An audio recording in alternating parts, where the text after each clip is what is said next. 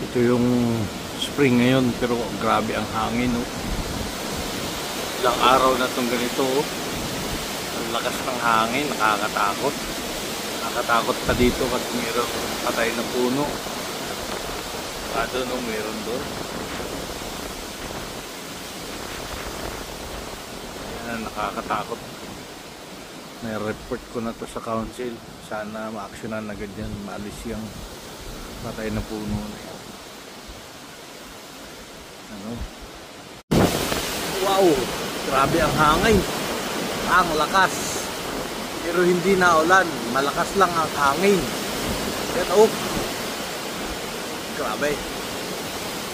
State of emergency kami ngayon dito. Grabe. Wah! Nakakatakot.